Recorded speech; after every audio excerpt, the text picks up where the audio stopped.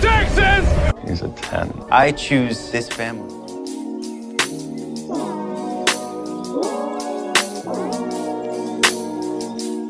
Hi guys, welcome to episode 57 of 911 Lone Star Roundup. I'm one of your hosts, Katie, and with me are my lovely co-hosts, Grace. Hi everyone. And EJ. Hey everybody. Today we will be talking about season 3, episode 10 of Lone Star, titled Parental Guidance. And of course there's a lot to talk about. It is us, so let's get to it. Yes. Buckle up, everybody. It's like, is this going to be like a shorter, like mid episode like the last one, or is it gonna be like another 2-hour one? I don't know. Good question. We'll see. Anyways, every time we think it's gonna be short, we doom ourselves. So let's just think this is gonna be our longest one yet, and we'll breeze through it. That's a good point. Reverse psychology. There you go. Or so we don't want to jinx ourselves, anyways. Yeah, there's that. Anyways, that's besides the point. So we start off with the couple from the last episode. God. Getting out of the hospital. Like, wait, is that the couple from last episode? Okay, so the thing with that is I noticed that right away. Yeah. And I will obviously. And like I was just like, interesting. We're seeing them back. And then I didn't really think about it much, but it's like, why are they back? And then so they get in the car, they're driving, and they get in another accident, and of course like the wife's driving, and before then she was driving so carefully, but she got okay. To be honest, I do not blame her at all for the accident, because she didn't really have much braking room, because this guy just stumbled out in front of her. He was gonna get hit either way.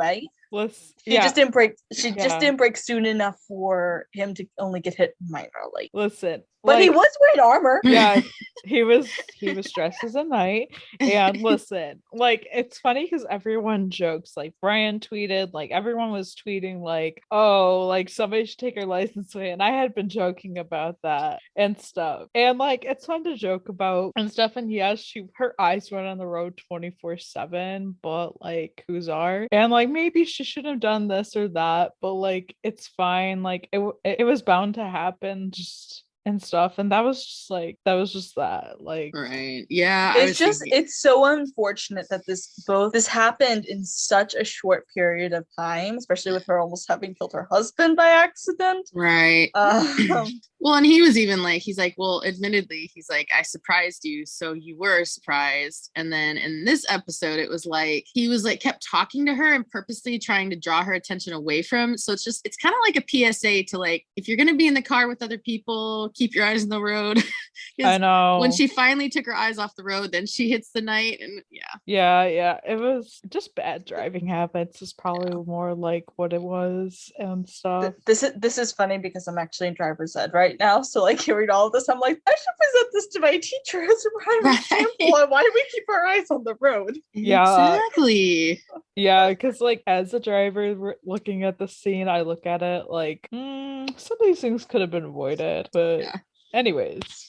So like it's funny because like everyone was like, when they get to the scene, like Grace is taking the call and she was just like, have we spoken before? And like Owen and Tommy were like recognizing them from the week before, and then like they get over to the night or whatever, and he kept saying Princess Arabella, and they're all confused. Like they're thinking like, are you a princess? And I'm just like, obviously not, like you could tell. Right. And while Nancy and Tommy take this guy to the hospital, and then the rest of them, with Grace's help, track down where the princess is, since he had been talking about that, and they came up to a specialty pizza place, and like it's just like Mateo's being like, are you sure this is the right spot? And Judd seeing the princess being like, yeah, I'm pretty sure. And yeah, and like because they think it's closed and stuff, but they go in and realize it's like carbon monoxide poisoning. There's like a bunch of people up in there. Oh yeah, it's very bad. And so like there's like 20-30 people, and so they're like, how the heck do we like get them out of there? And they're like, get them to hospital because they ran out of O2. And Owen's just like loads them up in the pizza truck. Yeah, the pizza delivery trucks. I love that. That was hilarious. Yeah. The I was funny- like, yeah. I thought the insurance bit was the funniest. Oh, though, like those yeah. insurance comments. Yeah, that was it. I think one of the best lines though in this whole scene was Mateo at the end telling Yes. Owen, "We should eat here sometime. This place looks dope." And Owen's like, "That's your takeaway?" That's what I was just about to say. That's the funniest line and scene because that's so typical. That is so Mateo. We That's all- very Mateo. exactly. And yeah, that was like probably my favorite part of that whole thing. It was pretty Yeah. funny, honestly. I Right. enjoyed that call. Though I am with Mateo. If I saw that under any other circumstances, I'd think it'd be weird, but I'd also want to check it out. But after seeing it have carbon monoxide poisoning, I am not going within 5 blocks of that place. Right. Yeah. I'd be a little leery about going back there too. I know. I'm like, it's worth the risk. No. Because carbon monoxide, it creeps up on you, and by the time you realize there's a problem, it can be pretty bad already. Yeah, And people continually die by it. That's why they say it's a silent killer. And Oh, you know, you yeah. can't smell it, you can't taste it. It's just all of a sudden it's there. And Yeah. I Like think if they you had know the symptoms, you might be able to catch it and get yourself out. Isn't that what happened to the people in that apartment complex during the tsunami? I think it was in 303. Yes. Where Yes. that A apartment gas, complex. Okay, so it was gas carbon thing had monoxide. happened. So it was carbon monoxide. Yep. In the regular 911, I mean. Oh yeah, we got Yeah. I'm Yeah, clarifying. no for tsunami in RSC. Texas. Nope, no tsunami. Listen, the day that happens, I think we're all doomed. yeah. Just saying. Seriously. though. Yeah, so our next scene is kind of an awkward scene. Oh, the no. 120s. What, Yeah, did you- I mean, I don't know if I'd like classify as awkward, but basically, like the 126 goes to visit Paul, but Marjan's not there. Awkward. The most awkward part of it, I don't really think it's super awkward. Is TK awkwardly standing there and saying Marjan couldn't make it. She had a thing, and Mateo saying roller derby, and Nancy saying mosque. And And I'm just there like, both of was you like, should if have you shut guys up are- and left it at a thing. you should have came up Also, with a go story. over your story before.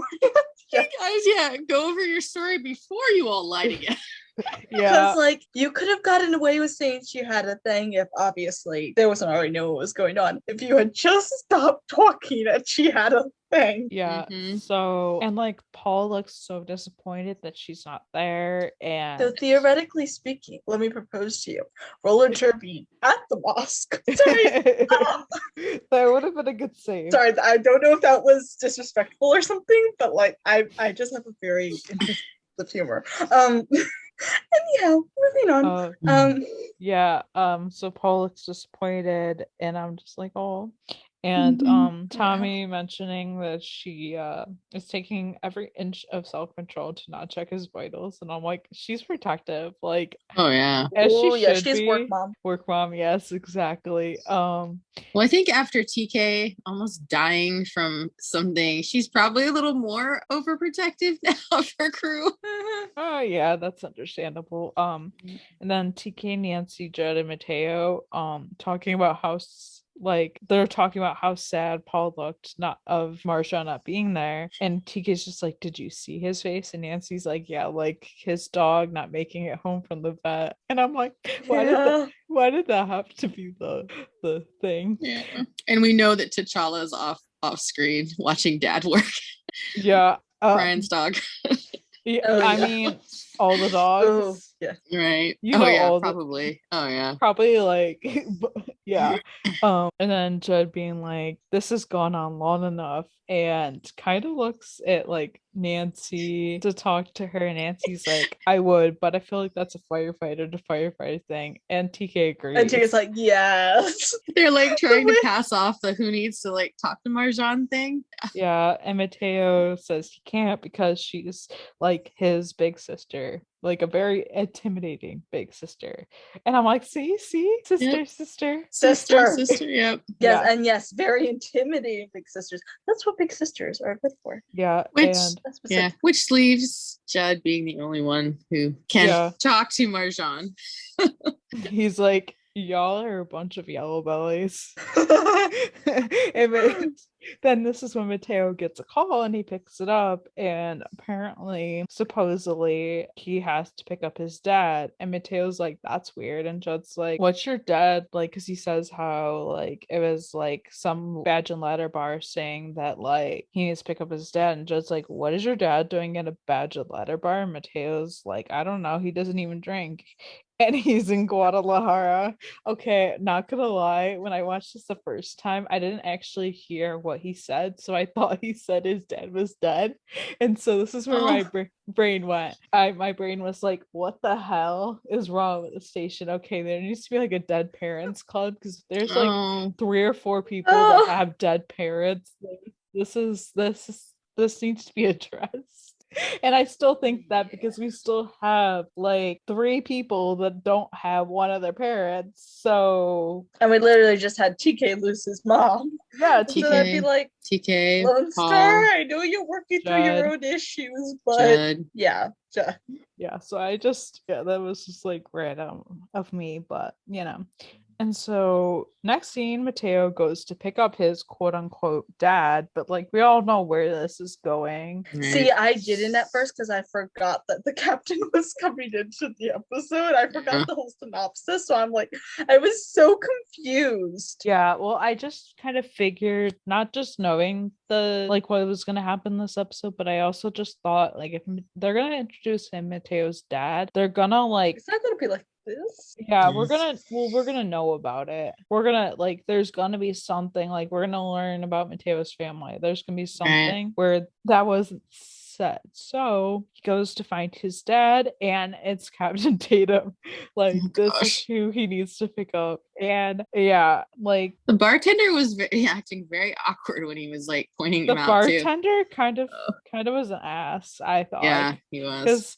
Because like, okay, like I don't know, it was awkward because he said like, oh, I bet your mom's like, I hope your mom's like prettier or something like that, something along the lines of that. Yeah, he was like, your mom must have been prettier or something. Yeah, something along the lines of that. And I'm just like, ooh, ouch, okay. And it's kind of like sad because he calls Mateo because he's like, oh, my own child wouldn't answer the phone or like something like that. And I'm like, oh, that's so sad. That is. Like, yeah. And so like Mateo said he heard about like Lieutenant Darby and saying how he prayed for him. And it was sad because like Tatum's just like, oh, you should have prayed harder. And yeah, it's rough. And he gets cut off. Mateo takes him home. The next morning, we find Mateo, he's like, as he's standing and trying to walk him out, he says, do you know where I live? And Mateo's like, no. He's like, oh, that sucks. And then he collapses. Okay. Which I thought was hilarious. Here's the thing. I forgot about that. But okay, here's the thing about that. He doesn't know where he lives, but he does have a driver's license. So why wouldn't he just pull out his wallet, look at his driver's license? Too. Like, do you lack because sense? Plot. Right, I know.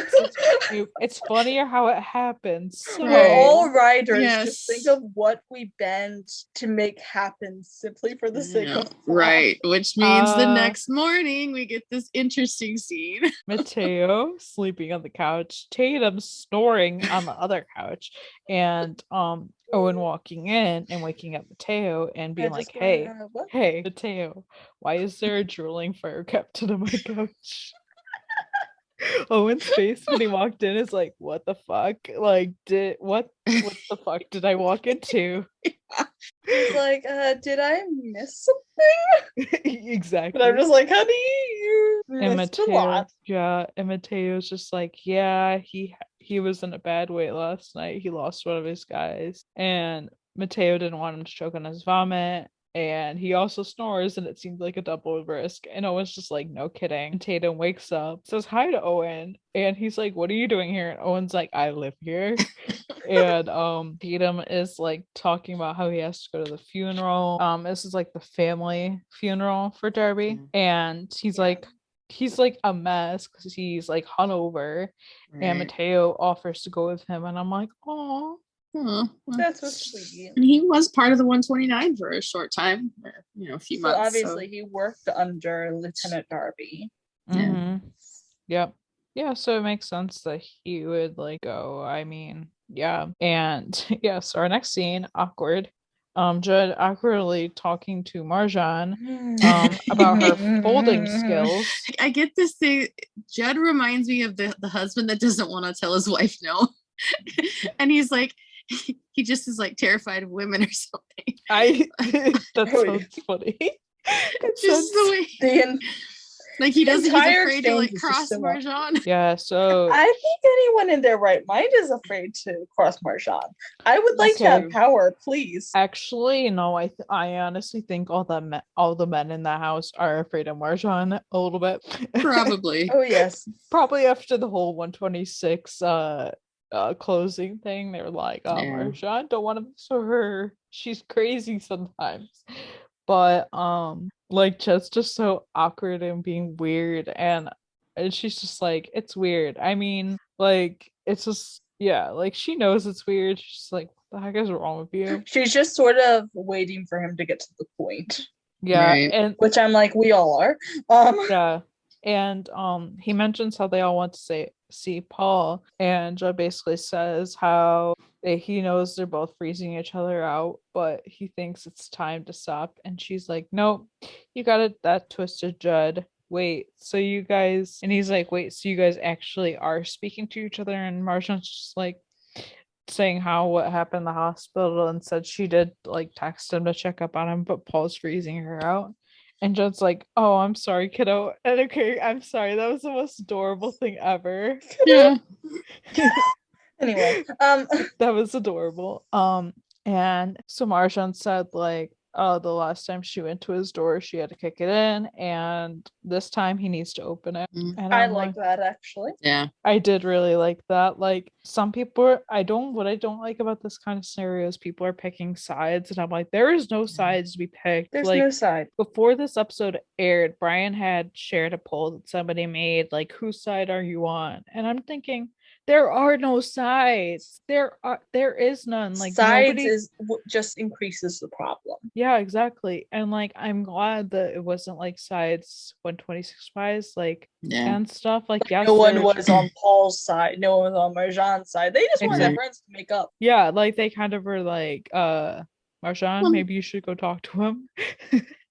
Or like trying to figure out the situation. Well, and I think the sides thing too is just kind of like, it's a miscommunication is really what it is, you know. But also people got to realize where Paul's at and realize he's not in the normal mindset, and they're just assuming he was fine, and he's not fine. He's going through some stuff. Yeah. So he's shutting the whole world out. Yeah. Marjan just happens to be the one he talks to the most. Yeah. And like, I don't think people I feel like a lot of people were judging Paul, being like, he was being like ridiculous. He was being like this was ridiculous. And I'm like, unless you've gone through that or something similar, don't judge that, because you don't know. I'm just, as I said, I think last week when we were talking about this, I'm like, how would you feel in his shoes? Would you feel, perfectly dandy having something done to your body, not just when you don't have a say in it, but when you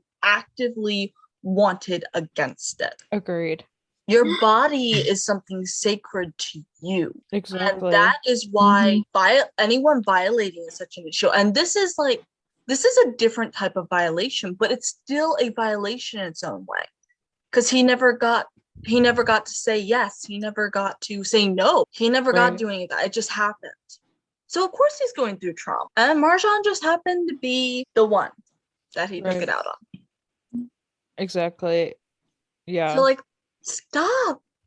Yeah, picking on him. Exactly.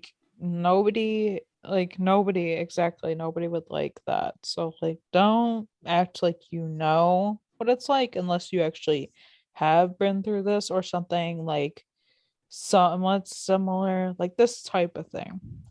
Then we get Tatum giving his eulogy at the funeral, and it was nice to see this, just because I loved what he said, except for, it was nice. And it was nice to see Mateo there, and he was part of the 129 for a bit, and it was just nice. And So like at one part of the eulogy, Tatum got confused and he kept repeating himself, and it was just like, oh no. And then Mateo had to help him like finish what he was saying and like fill it in. I'm there the entire time just cringing. I'm like, Yeah. Of all the places. Right. See, honestly, I wasn't like necessarily cringing at this moment. They didn't like take it too far. If he had said what he says next, which next he sits back down and asks whose funeral there, if he had said that up there, I would have been cringing. But this step didn't make me that would have cringe. been really bad. No, the moment the actual time I cringed was that time when he was like, whose funeral is it? And I'm like, see, that's more than just confusion. Yeah, that is showing a huge problem. And I'm like, again, I forgot to miss the synopsis of the episode. And so I was like, Yeah, see, the synopsis didn't clue in any of like the dementia stuff. They left that out, which I'm actually glad they did because I actually liked not knowing this. It just said that like he wasn't the same. So like I didn't necessarily think it could have been anything like this. I'm just like, how is he not the same? Right. It's only been a few months, like 6 months max. So like how can you change like that much is my thing. Yeah. Well, and I think, given that he did just lose his lieutenant, I'm leaning more towards the fact that it was like stress induced, like it's coming on, worse, making it worse because of that being aggravating it. Oh yeah, for sure. And like, I mean, I have a lot of questions that I'm going to bring up later that we even talked about when we watched this together. I'm going to bring up some of my questions and wonderings, but I'm going to do that later on when we see more of the issues that they're having here. Because it definitely escalates. Oh yeah, definitely. So we do see Mateo and Marja next, and this is like when they're at the station and Mateo's lurking and Marjan's like, nobody likes a lurker, Mateo. And Mateo's just like, how did you know? Wait, do you have eyes in the back of your hijab? I like that line.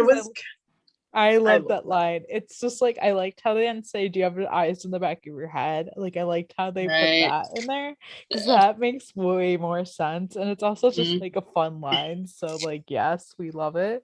And Marjan's like, bear a lot of body spray. And my brain just goes immediately to like the whole Axe body spray for younger guys. So I'm like, no. I feel like that's like so many guys I know wear such heavy cologne, and I'm just like sometimes like, you so good. Sometimes it's just like that's a lot. It's like, guys, embrace natural or minimal, please. Actually, no, don't embrace natural. Deodorant on, but natural after deodorant. Do you want to find the middle ground?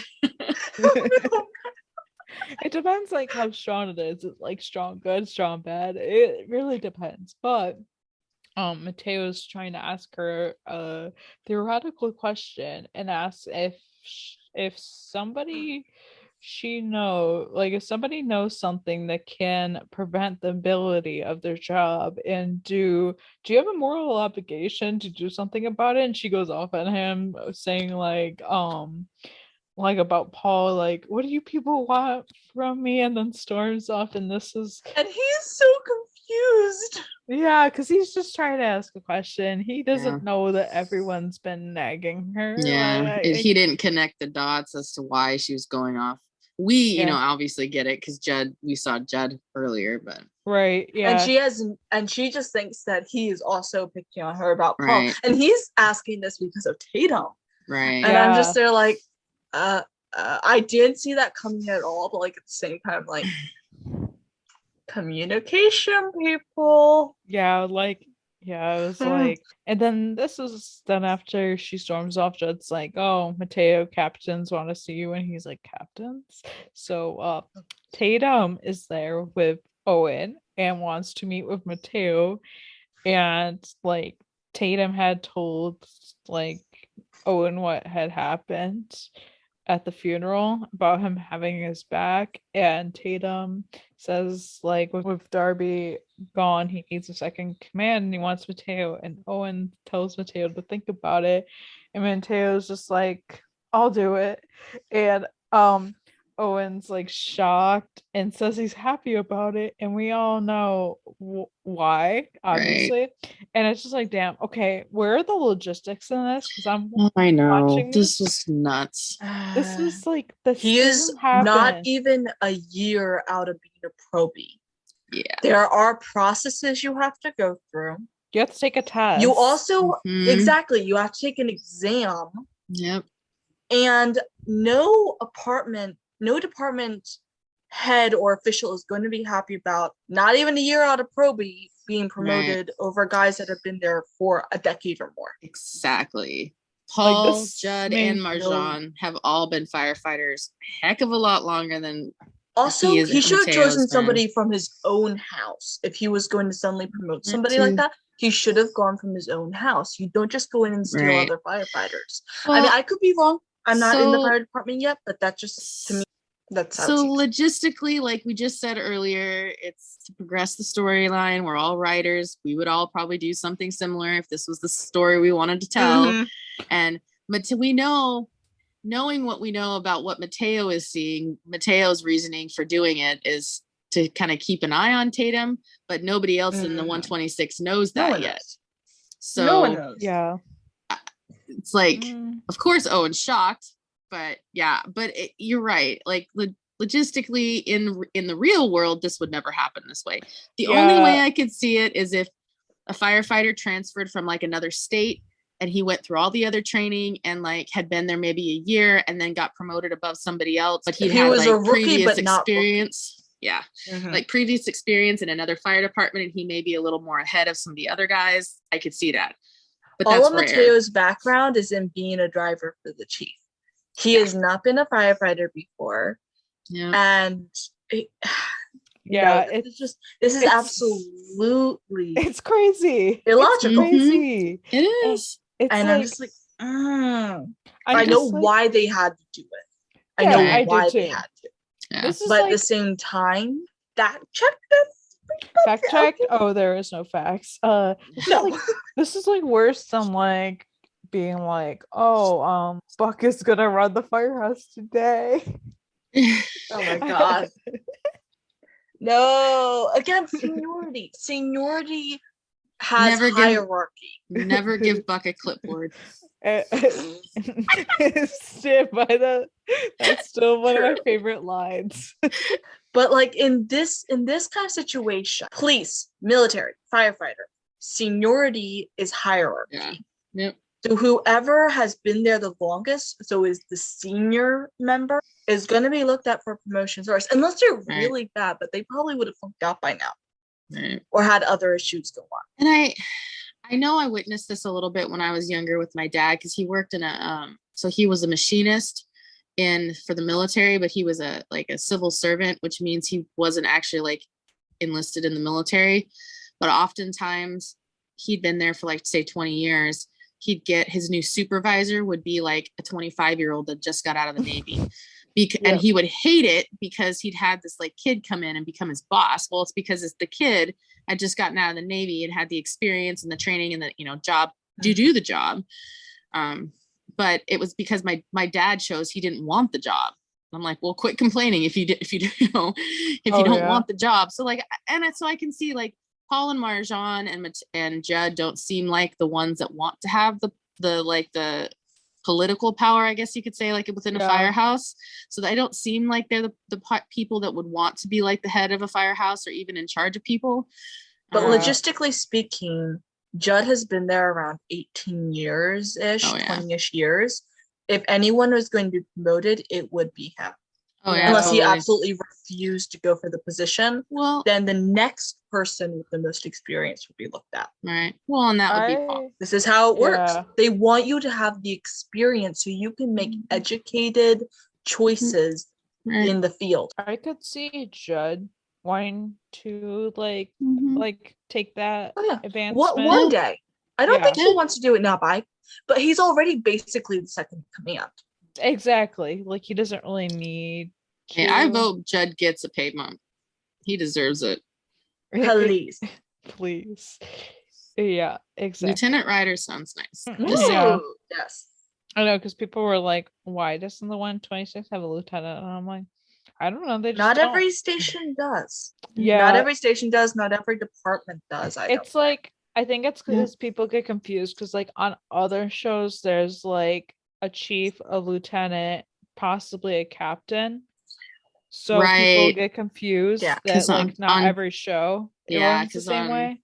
Chicago Fire, it's Chief Bowden, and then he captains of the truck and the squad, and then there's lieutenants underneath them. So like Casey and Kelly is basically equivalent to Owen. Exactly. Well, they were all within the same firehouse. It was a little different setup. The thing here is that we do see multiple fire trucks in both, especially 911, I'd say. We do see multiple fire trucks. Obviously, they have their own person manning the crew. So they might have like the engineer who's in charge or like a lieutenant of sorts. But the show follows the crew of the captain. Yeah, and so the captain is running that particular fire truck that we're looking at. And a show like Chicago Fire, which has multiple trucks, it's bigger. I only watched 7 episodes of that, then I quit. But I do remember when I watched, it was gigantic. Yeah, it was. There's a lot more going in there. There's a lot more going in. It's also like when you watch shows that are based in different cities, each city, each state has like their own like thing where like that's just how it is. Anyway. Right. Anyway, this could be a very long exactly. Right. It's definitely, it can get confusing, and I know a lot of people were confused as to how it happened the way it did. So yeah. But just keep in mind, lieutenant isn't always needed. Yes. Yeah, exactly. And take away. So like Owen's kind of shocked, but he's like happy for him. And damn. Well, he's playing and then happy like fake happy. Owen's talking to Judd about it. He's like, I could have strangled a little betrayer. And Judd's like, he said yes, just like that. And Owen's like, oh, jumped to it.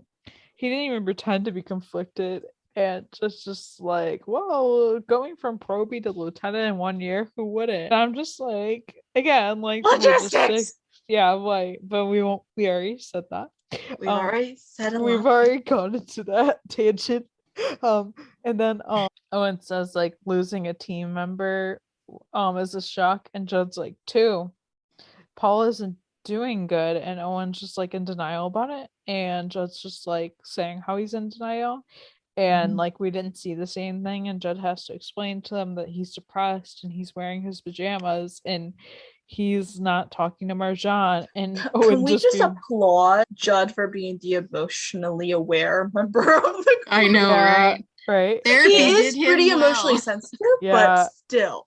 Yeah, and Owen being like, I thought they were besties, and Judd's just like, that's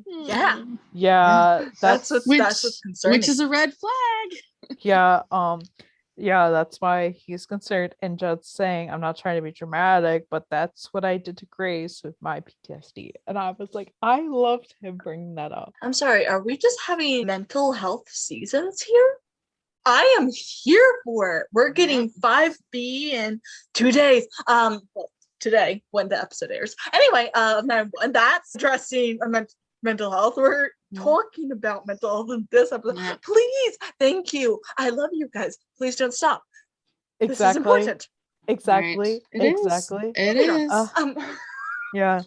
And that's like prompts them to visit. And unexpected visit. So Paul's like that. So like this is why you let someone know before you come, people. Just because. Yeah, but like if they had, like there's a point, I don't know what would. There's a reason. There's a reason, because So Paul be like, for any other reason other than when you're checking on people, let them know you're coming, please. You don't want to walk in on things. Yeah, Paul being like, I wish you guys would have called. I was in the middle of something. And he pushes a newspaper under the couch and just like, yeah, donut bender, you still have powder sugar in your beard. Right. And just being Oh my like, God. like, and he's like, and you had the same crusty PJs on as you did 3 days ago. And Paul being like, oh, these are just a different pair or a similar pair. And Yeah, it's sure. like, of course, honey.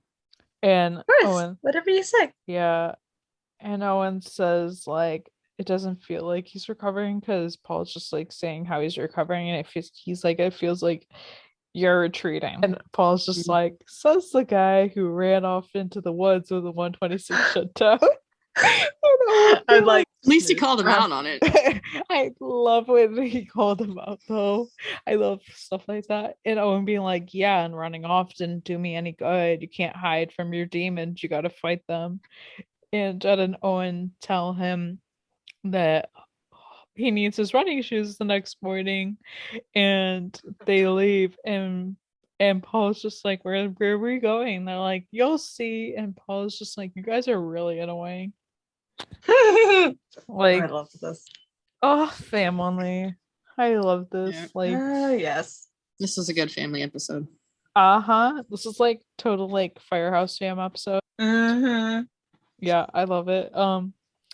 More family because Marjan bangs on Mateo's door, and Mateo's just like, Marsh, what the heck? And Marsh was just like, funny, I came to ask you the same question. And she asks him if he's really leaving the 126, and Mateo's just like, yeah. And Marjan says how unbelievable it is after Mateo gave her a bunch of crap about wanting to go back to Miami to get married. And she calls him an abandoner, which kind of reminds me of the crossover when Buck said that Hen and Eddie were abandoners. Exactly. And Mateo says like how it's not about the money. He says it's for Captain Tatum. He needs him to be there. Marjan says he's not his family, and Mateo says yes he is, and Mateo says that like, you should talk because I've seen how you do your family lately. And I'm like, ooh. And no. they kind of fight a little bit about Paul, like bicker about it. A little bit? And a little bit. Yeah, just a little bit, like siblings. Let me just say siblings. Marjan says like how Paul needs to ask for help, and Mateo, I love this line because Mateo says, yeah, well, you don't always need to get a written invitation to go help someone. I loved that. It's so true. It's almost like he's foreshadowing himself too. Oh yeah exactly. It's true. Yeah. And Marjan says how she doesn't know why she fought so hard to get the 126 back. It would have been much easier to just give up, just like everyone else did, and she leaves. And I'm just like, I do not want to be on the receiving end of her anger. Trust me, like I do not want to cross her. Oh yeah. I don't want to. Yeah, I could not fight with her. Like, I do not. The problem is that I feel like she and I would get on pretty good normally, but us arguing would be so bad because I wouldn't back down and nor would she. Yeah. So we're just gonna be having a flat out screaming match. That's the thing about Paul and Marjan that I'm just now realizing. I think they're both very stubborn, and I don't think either of them are one to admit when they're wrong. Right. Especially, I feel like on a side note, can we just say how cool her outfits have been this season? Natasha's outfits have been awesome, and I just saw I think she said something in her Instagram story that she's helps the costume designers come up with the costumes for Marjan, and sometimes on set they're not sure if she's in her outfits or Marjan's because she's giving Marjan some of Natasha's tastes, which totally makes sense because I totally have noticed that the clothes do kind of, like, if you think about that, they do kind of look like things she would wear, and I mean I would wear it too. That is definitely the stuff she's awesome been wearing. Outfits. Oh please, yes, I would wear it. And I think you're way to get me to wear color. Yeah. And I remember Natasha tweeting a picture of her in this outfit, and everyone's like, oh, this is such an awesome outfit. And she goes, yeah. And then people were asking if it was Marjan's or if it was hers. And she's like, oh, it's Marjan, but she's not happy in this scene. And this was because she's this just is the wearing scene. pink. And she's mad as hell. Yeah. Relatable. Okay. Side note over. So yeah. What was that about? Natasha. Only a few tangents today. And keeping it short. Yeah, so Mateo then shows up the next day at the 129, and oh, it's just so weird to see him back there, but like Captain Tatum thinks he's the probie. And so this is when I'm like, okay, something is really wrong. He has to have dementia. I mean, I was kind of cluing in earlier, but I wasn't necessarily judging it then. But now I'm just like, okay, this is weird. Like, but then like he kind of like plays it off and is like, oh, I'm kidding. Like, I'm just messing around. Like, yeah, okay, sure you are. Sure. Yeah. So Judd and Owen bring Paul to the gym to train, and Tommy's there too. And like this reminds me when TK helped Owen train for his test in season 1, and Paul's kind of like worried about his defibrillator, and they tell him it's like being kicked like a mule, and Judd like kind of plays it off like he knows what that's like, and Paul's just like, you do not know what that feels like. And Judd's like, no, I don't, but you know. And he's like, okay, fine. I've never been kicked by a mule, but I have been kicked in the ass by my PTSD. And every time you give that was a smooth transition, I'm just saying. Yeah. Every time you give into fear, the monster is gonna get bigger. And Paul's like, fine. And yeah. I'm surprised he didn't like have like a cardiac episode in this. Okay, I have so many issues because they didn't pace it. They just went through all at once. Yay, he's done. He had been sitting on the couch for probably a few weeks by now, recovering from his surgery. And they just put him through the entire piece. That is a pretty intense course. Right. I don't know how he didn't collapse. I don't know why. Like, it made no sense to me because I'm like, you are asking for him to collapse. A normal person trying to get adjusted to that course, even readjusted to that course, needs to pace it. Right. Even somebody who is perfectly healthy.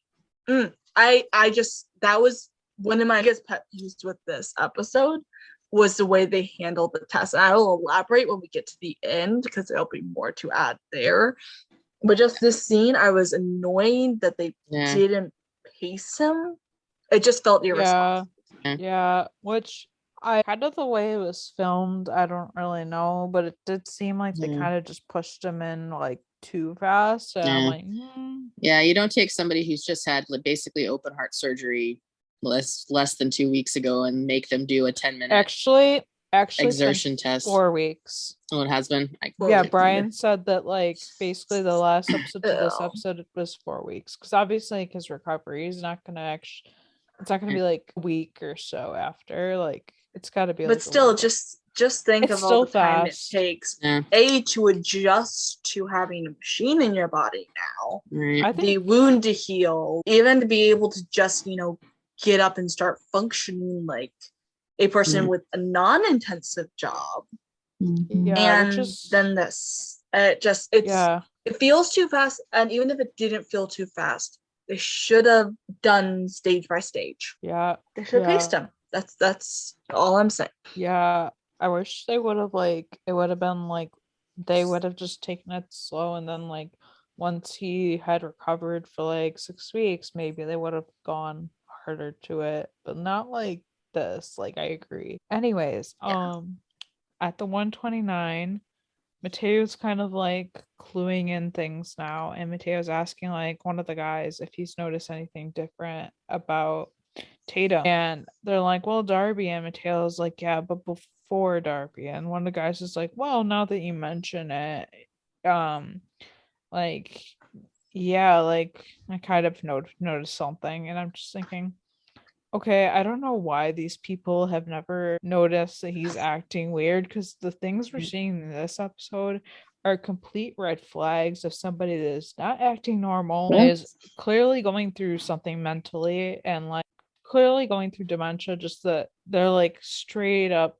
like facts, things that would happen. See, this is one of my things, is just that I will give some allowance for the fact that when you're constantly beside someone, it can be hard to notice when something is wrong. So like a family member, someone you work very closely with, if there are like minute changes, so to speak, very minuscule, little by little, you're not going to catch as much.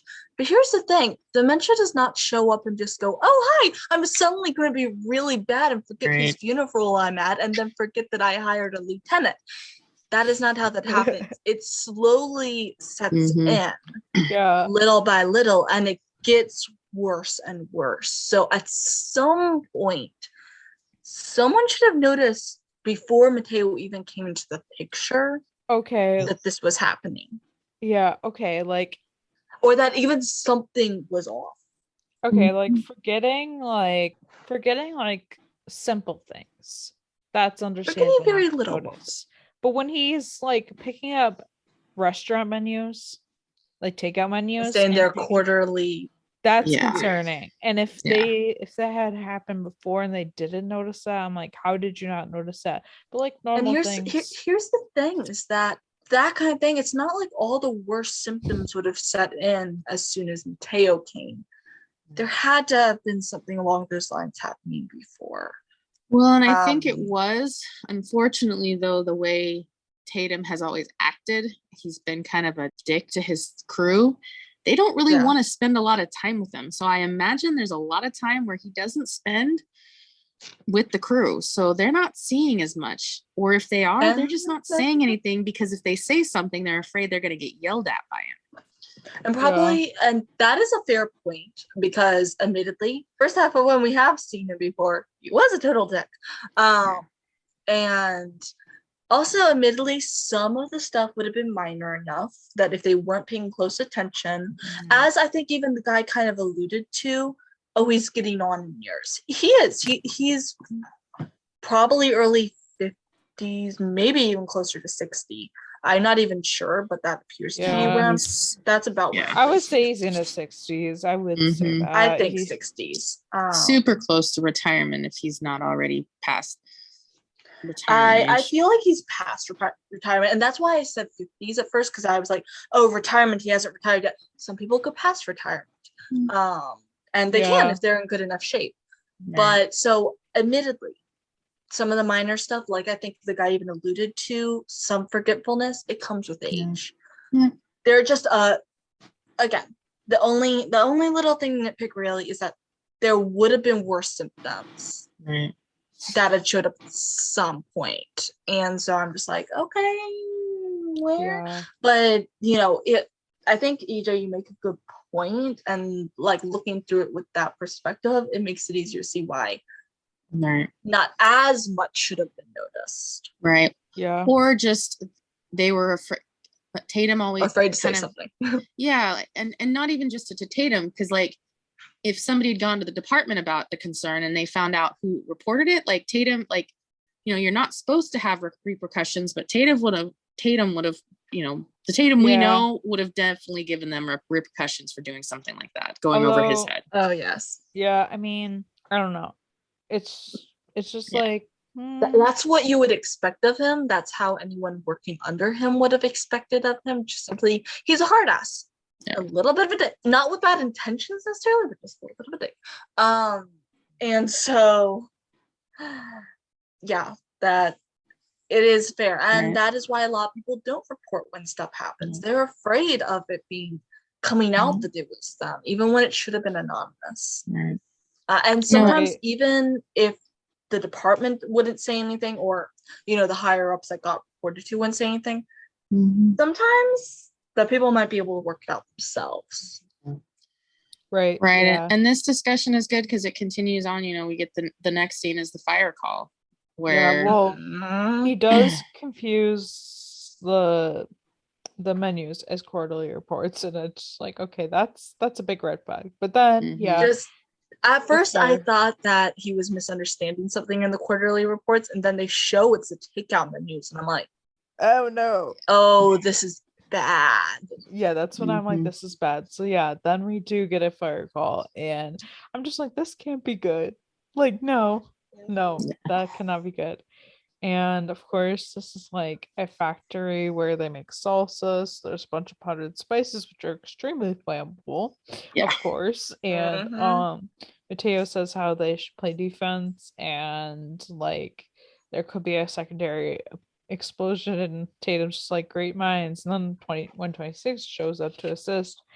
And see, I just like to point out, just for the sake of thing, is that I think Tatum was going to send people up to the roof to ventilate, but an explosion would have killed them. And that is why Mateo came in with the defensive part. I'm just emphasizing that now for when we're going in. Yeah. But so 126 shows up. Yeah, 126 shows up, and a little bit of coldness towards Mateo. Yeah, well, yeah, it got chilly in this fire. Marshall gave definitely most of it from Marjan. It was all Marjan. It was all Marjan, 100% Marjan. Frosty Texas. Yeah, then Tatum tells them to vent the roof, and Mateo's like, no, and so he tells them if they do, someone will die. And so Tatum gets mad at Mateo for avoiding his order, and the fire's right on the spot, and I'm just like, oh no. But also like, okay. And so the building does explode, and in that moment Marjan tells Mateo that she gets it now, because Mateo was going for advice about Tatum without saying his name, and Marjan assumed he was talking about Paul. Also, I don't even like, yes, that scene, but also like why he went over there. I think that's mostly what she was talking about. I don't really think so. She probably put together the pieces of the hypothetical scenario probably a little bit later. I would have thought that she probably pieced together why he was there to begin with, and probably pieced together the hypothetical scenario. See, the thing happened was that like, for one thing, just imagine what would have happened if Mateo hadn't been listening. Yeah. Because he was just barely in earshot, but Mateo was like, that was not what we were going to do. And he had to appeal to Owen, just being like, please listen to me, because Tatum's trying to push through the order to vent the roof. Right. We already know that's a really bad idea. Well, yeah, and in this situation, the 129 arrived first, which means the captain of the 129 takes precedence as the incident commander, which means Owen has to go to him, which Tatum wanted them to do something different, but, then it's like this tug of war between Owen and Tatum then, and then Mateo gets stuck in the middle.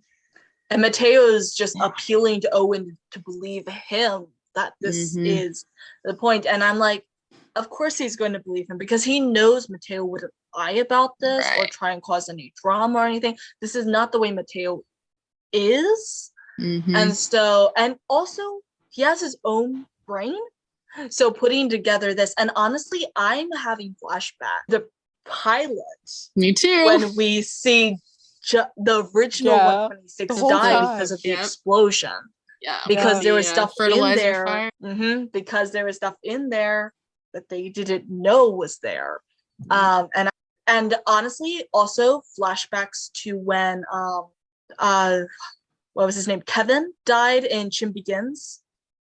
Because ventilating a fire, the roof collapsed. Then like ventilating a fire is a good thing in some scenarios, but it is deadly in others. And this was one of them. And I'm just so glad Owen listened to Mateo. Yeah. Well, and Mateo was yelling at him, like, at least to Tatum, he's like, you just told me that that's where they keep the spices, and you said that's a bad thing to go into, so we don't want to go in. And he's like, you just told me that, and why are you telling them to go up and vent the roof that you just said we're not going to do?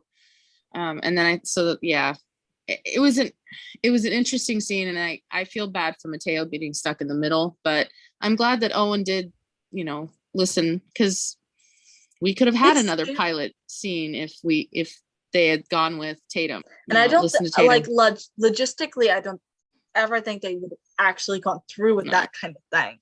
But at the same time, it's like you're also feeling for Mateo because not just standing up to one superior officer, but like kind of standing in between two. Yeah. It's not a good place to be. And so like good boy. And good boy to Owen for listening.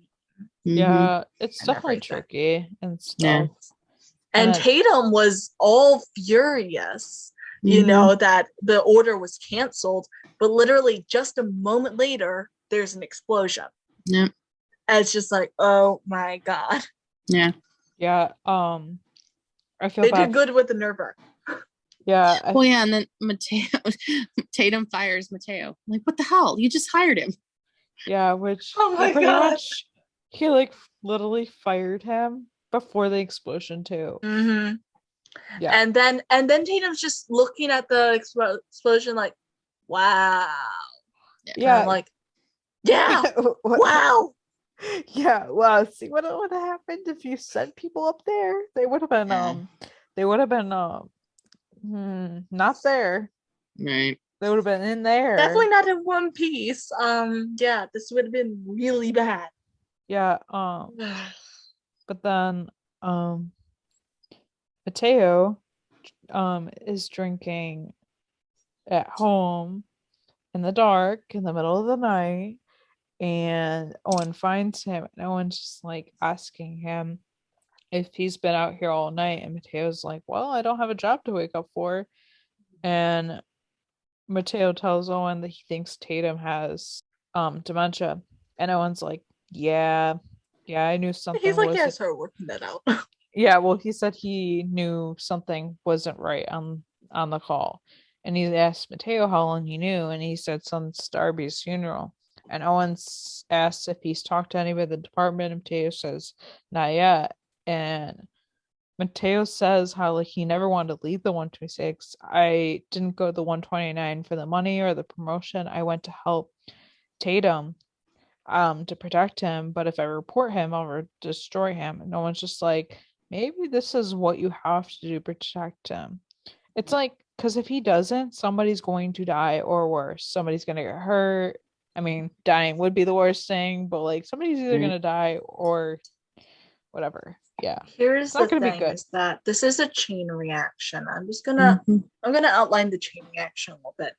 If this had not happened, if this had continued being an undercover thing and Mateo or like a covered up thing, Mateo's running around cleaning up Tatum's messes.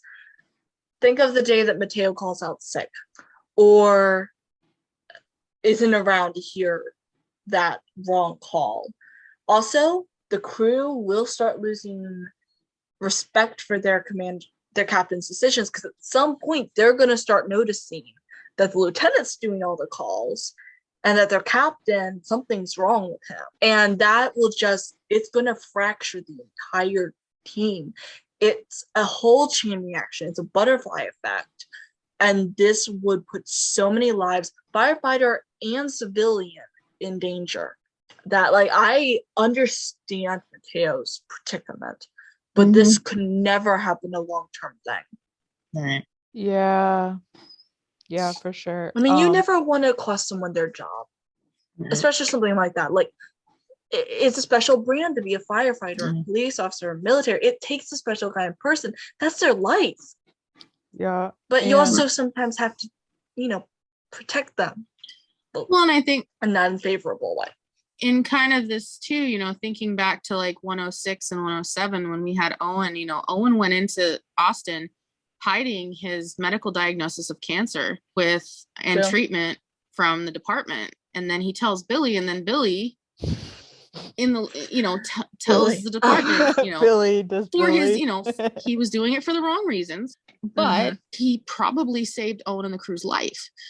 In some ways, not saying that, Owen would have put himself in that situation, but if they hadn't known and something came of it later, that would have been. If he'd collapsed one day at work because of a bad effect from chemo is do the job hard he on was the supposed body. to do. Yeah. Exactly. And so, yes, Billy did it for the wrong reasons, but like, Right. admittedly, the department should have known. And I think in the back of Owen's mind, he knows that too. And this is Owen's kind of remembering that for himself and thinking they protected me. So what, even for the wrong reasons. So he's like telling Mateo that, giving him the same advice, this could be the only way to protect him. Yeah. And, Mateo asks, like, do you think I should turn him in? And Owen's like, as a friend, that's what I'd recommend. As your captain, it's what I require. And Mateo's like, my captain. And he's like, so you'll give me my old job back? And Owen's like, well, otherwise living would be awkward. That's kind of true, though. See, that they live together, yes. Right. It'd be like, okay. Yeah. And then the 126 show up for Paul at his test, and it's just like, okay. And Mateo's just not there because he's at AFD headquarters, and Marjan, they have to make excuse of that. And TK in a pink hoodie, and everyone's like, that has to be Carlos's because of how big it is, and I'm like, it's a hoodie. Have you never heard of an oversized hoodie? I was like, it's meant to be big. Exactly. Like, but maybe he buys them a size bigger so they do fit comfortably for his boyfriend so they can share clothes. I'd like to see that. Yes. I mean, I always buy especially those kind like hoodies. I always buy those bigger because I like them to be bigger. So yeah, I get that. So Paul is just like saying how his heart's beating out of his chest and he's worried about like failing. This is when Marjan walks in and she's like, then like, because Paul's just like, what will I do like if like this happens? And Marjan's just like, then you'll dust your sorry butt off and try again. And Paul's so happy to see her, and like he didn't think she'd come. And Paul asks what made her show up, and she says that she talked to somebody who set her straight. And Paul's like, who? And Judd's like, me. And Marjan's like, Mateo. And Judd's like, oh, like, you talked to Mateo. Judge just had a moment feeling so proud. He's like, yeah, wait, not me. Oh, was it me? He's just like, why do I do this? He's like, why do I talk to you people? And Paul does this test, but he collapsed in the middle of it, and so his heart gets shocked. But before we get to it, he does get up and he keeps going. But this shouldn't be allowed. Like, I feel like they should have ended the test. Yep. Yeah. Because this whole test is to prove that he is medically fit. And by approving him passing the test, they're saying, okay, go ahead, collapse in the middle of a fire. That's totally fine. Totally won't risk you or your crew's lives. Of course, I want Paul to be back. Don't hear me otherwise. Yeah. But that is completely illogical. He collapsed in the middle of a test. He shouldn't have even been allowed to finish. Yeah. Because technically, he had already proved he wasn't ready. Yeah. I mean, I get why they did it this way because they want to show that they're like, if you fall down, if this is the problem, if this happens, that you'll get up and you'll try again, that you won't just give up. I get it. It shouldn't have happened, but I'm also not gonna like go on and on about it because like I get what the reason was. It's I get ridiculous thing. I mean, it's ridiculous. But like, no, I understand what you're saying. A, they needed to get Paul back. B, they needed to show it wouldn't be all sunshine and roses for him. And also, like, again, the whole getting back up thing. I never thought of it in that way, but it's true. But logistically speaking, my brain is screaming at me. Just saying. Like, it definitely had its moments that I get the point. I get what they're trying to show. He, since recovering, he hadn't felt the shock of the defibrillator, so he didn't know what it was going to feel like. I love how he's like, feels like a mule to the chest. Yeah. So I feel like hypothetically, Like what they should have done is had that happen while he was doing the training that first time, and then have Exactly. him It get wouldn't have that the same feeling. effect though. It wouldn't have Well, had the same effect. Right, but I mean It that would it have made would more like sense though. It would have he'd made ha- more sense, but that's why they didn't do it. Do you think they wanted to make sense? Have this right, fair and enough. that's the two thing. things that happened. Yeah, if he'd had that done when he was practicing, he'd at least know what it felt like, and so it made him collapse, which we saw in then if he did the test and it happened again, he'd at least be aware of what it was going to feel like, so he could recover a little quicker and keep going, which is the whole point of it. And because this whole scene was like he collapses basically, and then Tommy and Owen rush over to him, and so it's like basically eating up his time. And at some point he stands back up and he's like, y'all are taking up my time or something like that, and he keeps going. I don't know. Yeah, it just logistically it definitely had some issues. I don't know. I agree. I It did mean- have issues, but I'm not gonna like go on and on about it because I'm not like it happened. I It's not all gonna, it's fiction. It's not all gonna be exactly 100% accurate. I get it. I've said my piece. I've nitpicked the illogical things of this episode, and there are a little too many for me to be fully happy, but at the same time, it's good. It's not completely outlandish. I mean, I think that one has done worse don't think. things. Oh, Just saying. of course. So, real life, would this have happened? Probably not. If it did happen, they would have sent him to the hospital. That's what I do have to say about that. Yes. If you'd gotten should into a have car been to the accident hospital. during your driver's test, you would have failed, and you would have had to take it again. Just saying. Precisely. You hit a cone and you failed. Okay. Yeah. Wow. Yeah, this is like New York. There are no cones. Just have to put that out there. No, Maryland like- or Olymps, we have cones. That's why New York is like the hardest. They're like cones, you babies. Yeah, it. So it was still good. It was still a great Right, episode. I yeah. love this episode. Yeah, and Yeah. the last little bit of that scene was pretty cool. Like Judd and Marjan are standing off to the sidelines, and Judd's like, is he going to be all right? And Marjan, just kind of like, yeah, he's going to be just fine. And so that was kind of our finality, Yeah. I guess, of that storyline. I don't know. Yeah, because there was two major storylines in this episode. There was Mateo and Mhm. like him helping Tatum, and then there was Paul and like his recovery, which I Right. liked.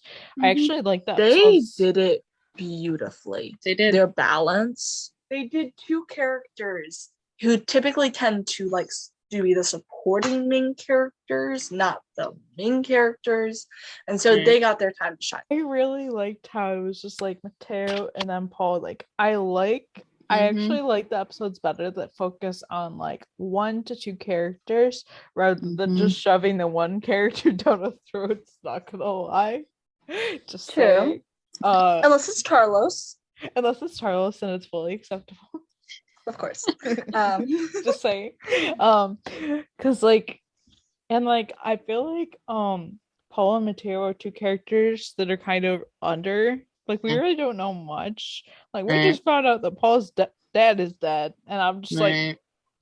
back. Yeah, it's like we're like 2.5 seasons in, and 2 full seasons and a half, and we're just now finding that out. Yeah. So that's why I liked the balance in this, because it focused on 1 to Mhm. 2 people, and it like really zoned in. Where like Mm. if you just focus on one character, people, depending who the character is, people might be like, nope.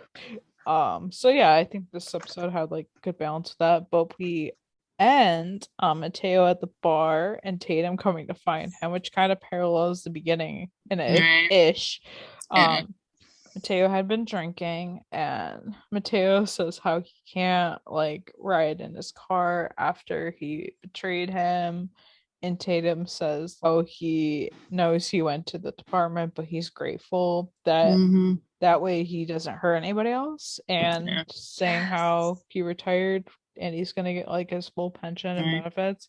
I liked how he wasn't mad, because I was Yeah. afraid. I was slightly yeah. afraid he would be mad just knowing Yeah. him. Mhm. And I'm glad that he was grateful rather than being mad about it. And I Yeah, was just like, and oh. I think in that situation, like especially on Tatum's side, like he probably knew in his mind like something just seemed wrong or off, and like he was afraid to say something. I feel like he had even a suspicion of what it was, but you don't want to face. Yeah. Basically, you don't want to face your losing your own mind, and that is essentially what stuff like dementia and Alzheimer's. That's what they do. Right. You lose everything you know. It's And, scary, and there's no cure that's known. So people really struggle facing that they are staring down the abyss, so to speak. And so I feel like he might have even guessed, but he couldn't admit it to himself. And that happens with a lot of issues, like a lot of chronic illnesses and stuff. People don't quite accept it. Yes. And I was thinking, that like I think they had said like when Mateo went to the department, they like after Mateo left, they called Tatum right away.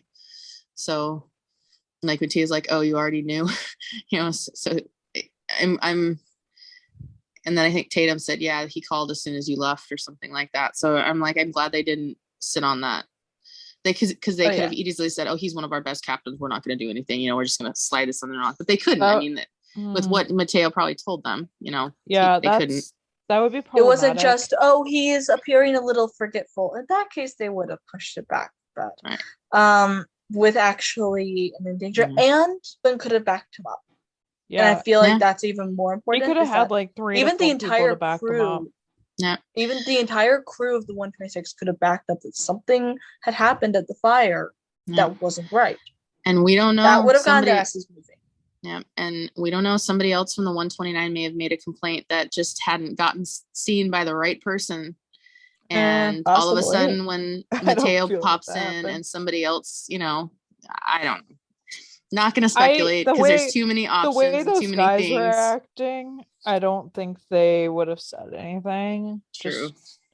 They were pretty. I don't think they'd really. Yeah, they didn't really know some things, and they hadn't really been around to hear the incident, the fire. They would have heard it secondhand. Yeah, if they heard it, which I'm sure they did. So really, if they hadn't grown concerned enough to have reported from then. Yeah. Then they probably wouldn't have done it. Very true. And I'm glad that Tatum is giving like full benefits in his pension and stuff. Like he's not going to lose all that, which I think is a fear of a lot of older people when they get to the retirement age. It's like if they, they got that 1 or 2 more years left before they can retire, but they start getting sick and stuff, and they always fear that. So to be able to retire with full benefits and stuff is cool. Yeah, which I really like. And then Tatum gives him his special webbing. It's like sacred, and Mateo's just like, this is sacred. And Tatum's just like, yeah, that's why I want you to have it. And he was talking about it during the funeral for Darby at the beginning, and it had a special meaning for Tatum. You're right. Yeah. And like he had said that like I'd say I would always remember you. And Mateo's like, I'll remember for the both of us. Yeah.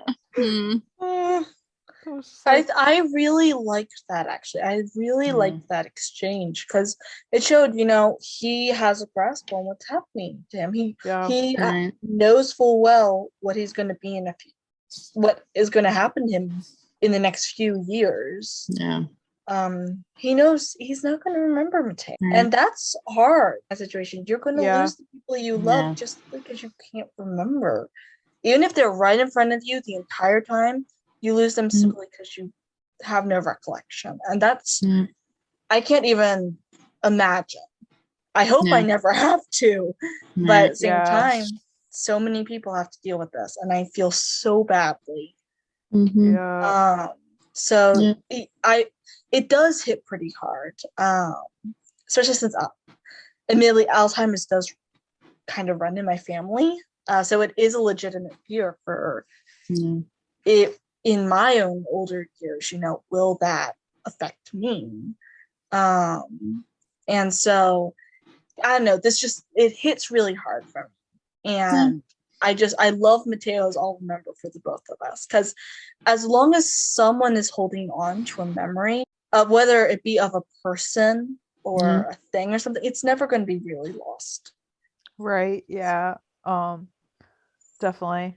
I'm not gonna say anymore. I'm gonna start crying. So. Okay, that's fair. Yeah. I probably will too. So okay, so I don't want to get choked up. We still have a podcast to finish. Okay. Yes, emotional time, everybody. How are we all doing? Popcorn done yet? Popcorn done yet? Kleenex going out. We're doing great. Okay. So I really liked just this episode. I really did. Like, I loved the balance of this episode. I feel like some episodes can be like kind of a little like tilted a little off. Like, I feel like they can not as balanced. Like, I liked the balance and the flow of this episode. Like, it was just good, and I just like the Paul and Mateo content because we don't always get a lot from them, so it was like nice to see things. I loved it, and I can't wait for the next one. That's all I'll say. Agreed. I adored this episode.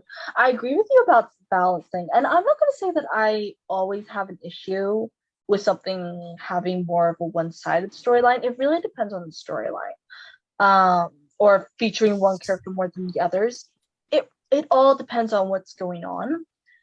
But I loved that they showcased these characters and really took us into their world. Because I think, as I said when we were watching this on Tuesday, because we all do a group watch and everything, this was the first time that I really went from being like, oh, Mateo's pretty cool, I'm not in love with him, like I'm not obsessing over him, but I like him, he's a cool character.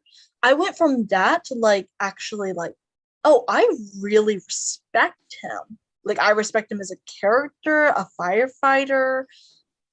He's maturing, so I respect him as a young man who's really coming into himself. Like, this is the first time where I'm really like, oh, I like Mateo as more than just kind of a side supportive character.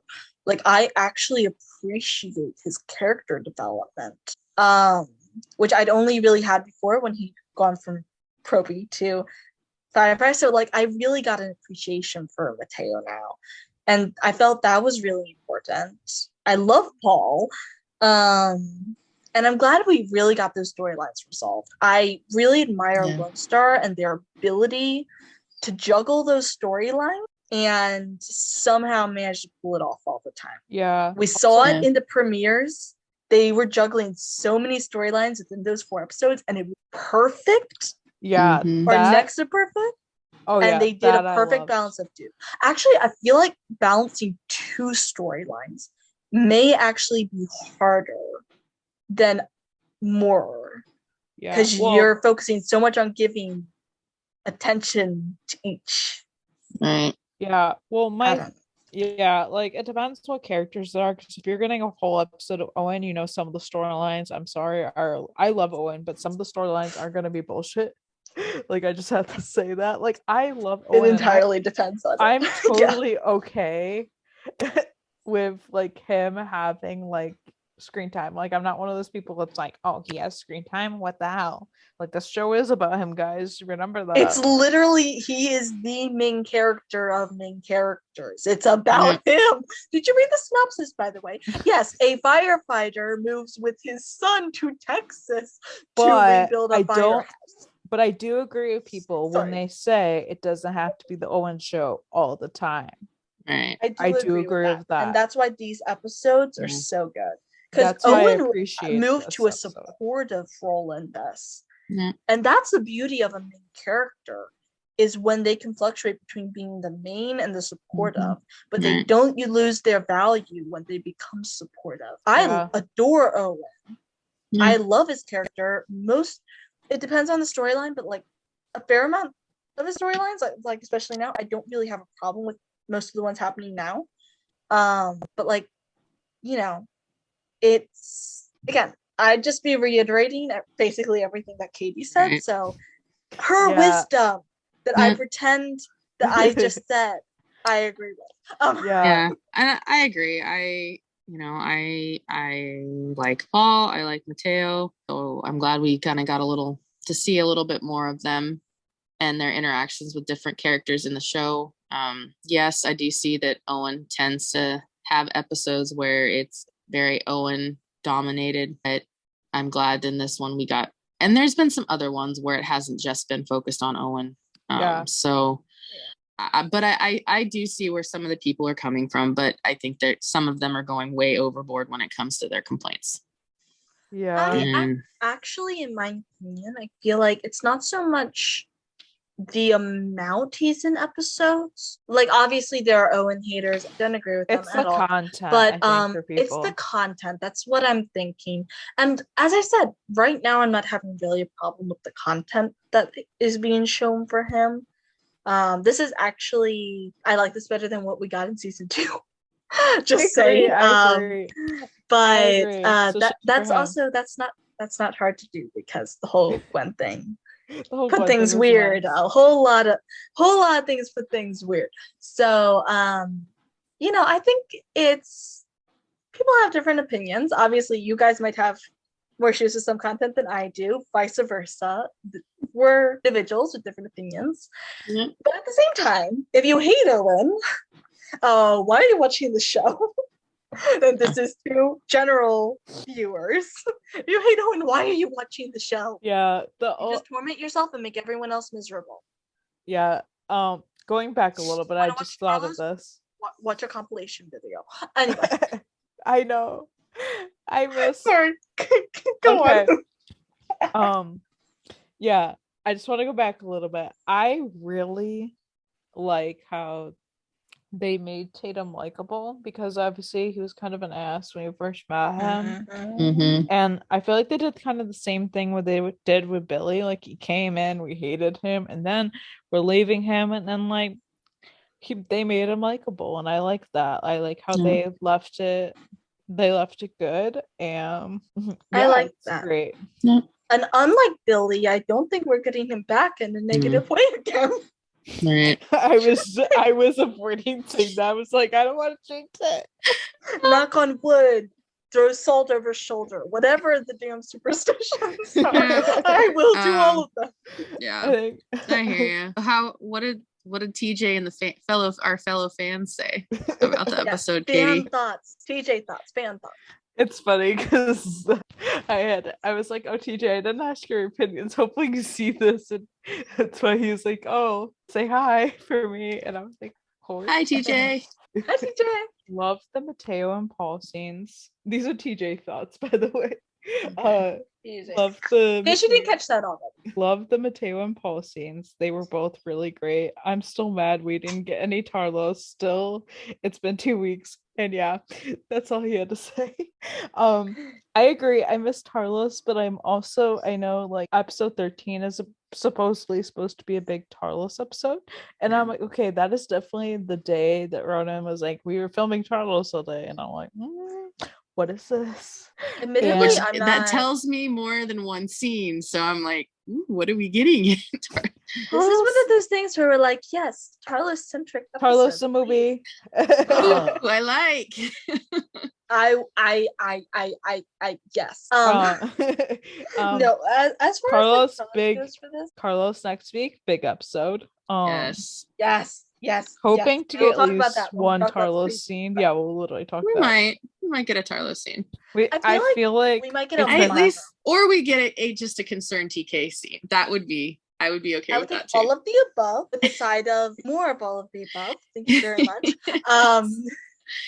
No, my thoughts with Tarlos for this episode, like, yes, we always want to see Tarlos. It's Tarlos, our babies, our loves. We want them. We want them to be happy, and please stop torturing them. But that aside, we've actually gotten so much Tarlos this season. There's never too much, just saying. But we've actually gotten so much that I'm not upset when we go a few episodes without it. Like, of course we want it, but like, I'm not particularly fused right now. Yeah. You know what we do need? Buttercup. I agree. We do. Where the fuck is Buttercup? Right.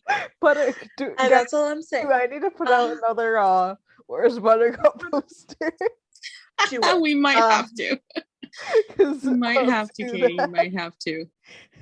He has been what we haven't seen him since 4, right? Yeah, missing person. I mean, missing dog. Missing Bernie's one dog. Critical return to Carlos if found. Yeah, no. Yeah. If we are lacking in any content right now, I think we are lacking in Buttercup content. Can we please just have him show up? Please. Thank you. In the background, I will take anything, please. He would have been an excellent addition to Owen and Mateo's talk, and that's the key. Anyway, that actually gave me a vision, like of Mateo 202. No, Mateo petting Buttercup outside. Oh. And Owen walking out. I mean, yeah, that did kind of happen in 202, but that's not what I was like, what happened? It would have been better than 202. Anyway, yeah, I agree. I mean, just totally being passive aggressive here. Okay, then other thoughts. I don't really have much this week. It was a light week. I wish we had Paul talk more about how he felt. This episode showed how Mateo is someone who really cares about people and is not afraid to stand up for what he believes in. For example, in his argument with Marjan, I felt bad for Marjan because she felt like she was losing both Paul and Mateo, and this episode really emphasized how much the Fire Fam means to her. This episode was really Fire Fam focused, and I love they all came together by the end, and I like how stuff from the ice storm keeps being relevant. I actually really like that, and I agree. Oh, I agree with that. I actually agree with pretty much all of it, I think. Yeah, I really like how I do wish I actually agree with the very first thing that person said. I wish they had Paul talk more about how he felt.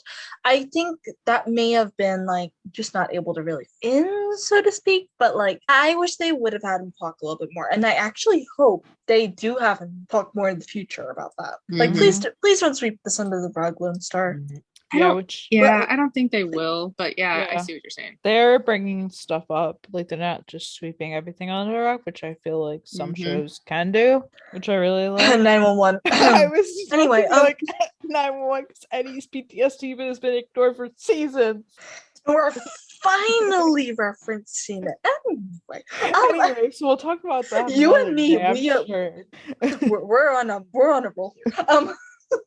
And then I also asked people, what are you looking forward to for episode 11, the next episode? What are you hoping to see? And somebody was like, I want to see Carlos holding Charlie.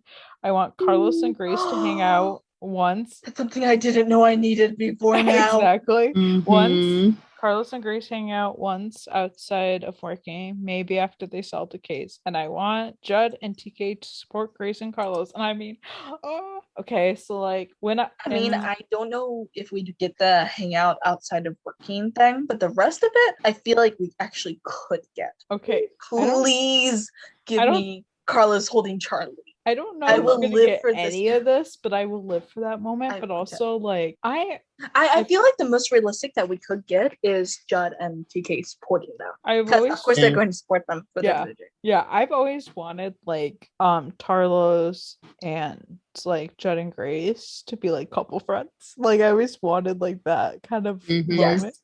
So double dates. Please. Yeah, I've always wanted that. So I mean I want all of the above, but yeah, that was great thoughts, everyone. Yeah, thanks for contributing, guys, and please continue to contribute. Yes, please. It's fun listening to what everyone has to say. Yeah.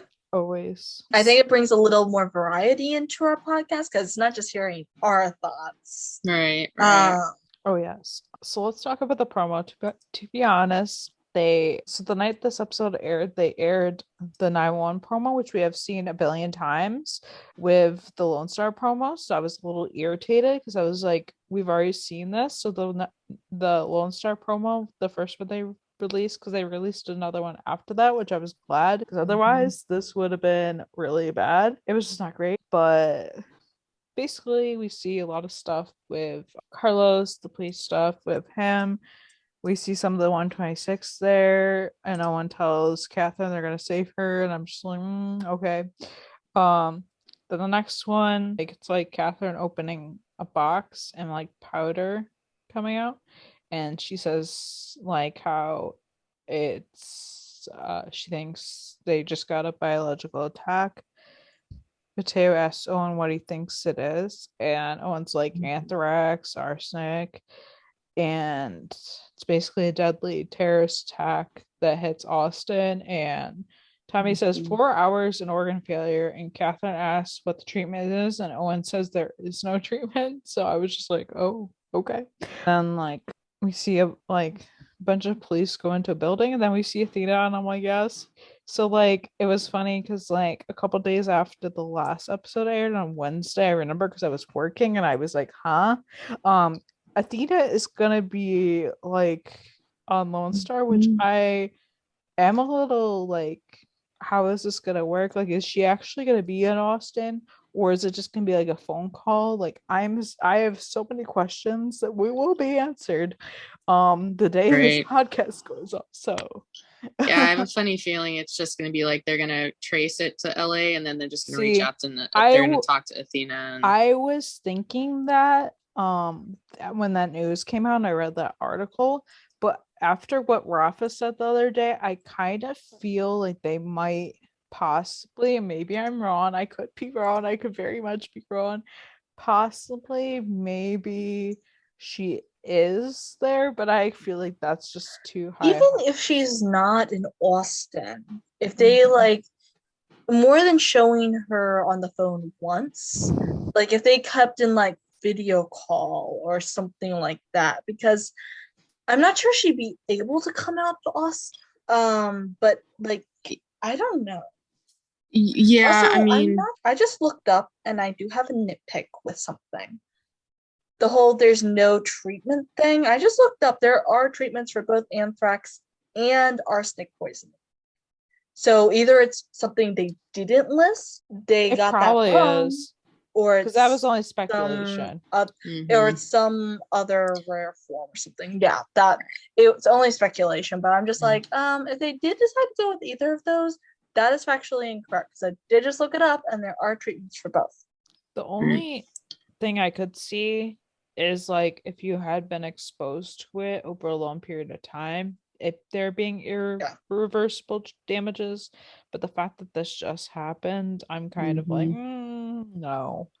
But yeah, I'm excited because this episode, like Ruff is like, yes, it's like very like heavy Carlos and Grace. We're gonna see like them, like how they work together, like we're gonna see their like a relationship, which I'm really excited for because those are like two of like my like top characters. We have been asking for Carlos and Grace since the beginning, and we have been giving scraps of nothing. I swear, like, yeah, that's why, like, after everything Rafa said the other day, I am so excited because I'm like, I was already excited, but I'm especially excited after hearing what he had to say. Yeah, and Rafa's gonna hype up if Rafa's giving hype for an episode, you know it's gonna be damn well good. That was one thing I was gonna say is Rafa, if Rafa's promoting it, it's gonna be good. And if Rafa's teasing, it's gonna be good. And we know he's learned from Ronan. He's learned well. He's had good lesson. I was gonna say, with the Athena, I have a feeling she's still gonna be in LA only because she's wearing her uniform and her badge, and while she's doing entering a house or a place. And she wouldn't have jurisdiction to do that in Austin as an officer. Well, my thing with that is, so we know like this whole thing is because the case that Grace and Carlos are working on is basically like a prank call that goes deadly, and it's like been revealed in the article that they're gonna be swatting. So I kind of feel like makes my blood boil. Sorry, I just hate swatting. Yeah, I mean, I hate it, but I said this the other day in a video. I like that they're doing this just strictly because things like this need to be talked about. Right. And a lot of people don't know what it is, so I don't hate that they're showing this. I just hate swatting. Oh yeah, same. If you don't, what the heck? But like it's so Yeah, I will I not don't- get into it. Mm. But still, episode will get into it. So yeah. Yeah, we I can am talk more looking- about it when the episode airs. I'm Yeah. just saying I have so many high hopes for this. Yeah, Yeah. And I I'm just just like, please don't let me down.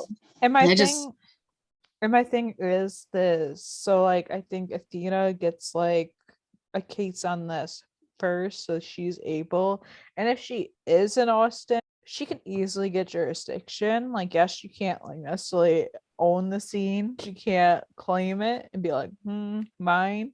But she can like help. Mine. Sorry, the way you just said that. She can help. So right. there's ways around it. I've seen it Yeah. done so many times. So I'm interested. Like I really like some people are like, I hope Athena doesn't take over the scene. I'm like, I don't think she will, just based on everything I've heard. I think her I think part this is going to be helping. I think they're working together. I think so. I don't I think don't think she's going to take over at all. anything. Yeah, well, I think some people are like, I just hope it's not going to be like too much, and I'm like, I don't think it will be. Like, it'll be interesting to see, and I'm glad that I'm actually really glad this is what they're doing. I'd rather have Athena crossover because we also wanted like Athena and Carlos, and like we're getting Athena, Yes. Carlos, Grace, like badasses, and They are like- giving us what we want. people are like, I want Buck to go back, and I'm like, shut up. This is Athena's time to be with Carlos. Shush. They only A say that child. because they're obsessed with Buck. And granted, I do like Buck. Okay, like that's fine. But this is Athena's time. Don't complain. Shut up and enjoy. Buck, Right. and let me just throw this out there. Buck is not going to be leaving LA anytime soon. He's got Eddie to worry about.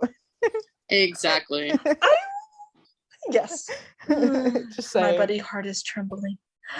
Anyway, Yeah, so yeah, I'm excited. Rafa's very excited the way he's talking, so Mhm. I can't wait for this episode. I love it. I love it. Yep, gonna I'm be I'm so excited. excited. It's gonna be good. And- yeah. We have an amazing looking episode here. And at the Yeah. same time that we have an Athena crossover, we have 911 coming back this week. Right. Yeah. The only thing I'll say about the promo of the Lone Star episode is I just hope we don't have to see Carlos taking a life. I don't know if I'm ready to see that right now. I mean, I don't know. See, everyone's saying the same thing but differently. Everyone's like, oh, I hope like no, it turns deadly, but does it turn deadly because of the police? We don't know that. That's my thing. does an officer get killed? Like, what's the don't- situation? It could go either way. Yeah. And so I like, It's gonna be I'm not deadly either thinking- way. All right. Something's gonna happen. Somebody's I'm gonna just- die. I'm excited to see what happens. I'm just kind of Mhm. nervous about what it ends up being. I mean, like, we did see yeah, pictures do I of want to see Carlos, that? not great. We Yeah. did like he emotionally didn't look great, so I'm kind of worried of what that says Yeah. now that I think of it. I'm still very excited. I don't care if like Yeah, a what bunch of them happens. standing over while TK and Tommy are looking at somebody on the ground. Yeah, I'm nervous.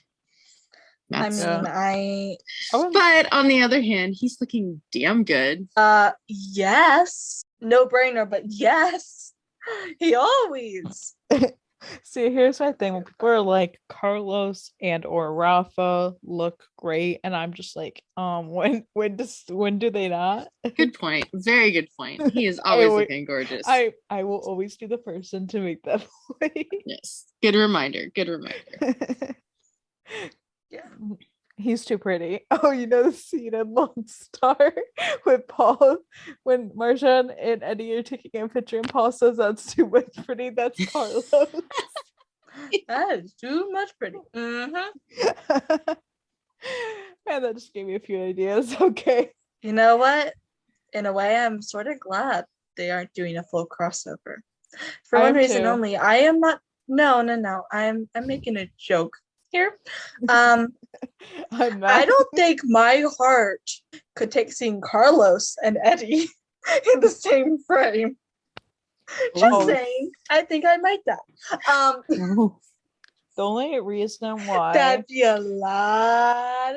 Yeah, that, but also I feel like it's not a good time to do like a full big massive crossover with everything that's going on both shows. I was just making the joke with Rafa and Ryan.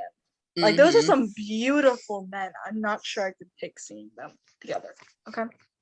Like but like guys, can you all stop saying that Carlos and Eddie dated before? What? People are saying that? What? Yeah, that's okay. I try not to bash anyone's headcanons, but at the same time I'm just like, how? So I'm totally bashing someone's headcanon. I'm sorry, but like why? Sorry, I just saw this the other day. I'm like, how? Anyhow. Meanwhile. There's something else, but meanwhile, back at the ranch. But it's like I was trying to come up with meanwhile, back in the roundup. Oh my gosh. Thank you guys so much for joining us and listening. Be sure to subscribe to the podcast on Anchor. We're also on Spotify, Apple, and Google Podcasts, and everywhere you can get your podcasts. On iTunes and Spotify, please rate us and leave us a review. It would mean a lot to us. You guys can follow the podcast on our socials at 91LS Roundup on Facebook, Twitter, and Instagram. We also have a Discord server. The link is in the description of this podcast and also in our Instagram bio. And you guys can follow me, Katie, at Flow Tarlos on Instagram and at For Love of Tarlos on Twitter. You guys can follow me, Grace, at RonanRappa911 on Instagram and at ShipGirl31 on Twitter. You can follow me, EJ, at EJ8302 on Instagram and Twitter. Bye. Bye.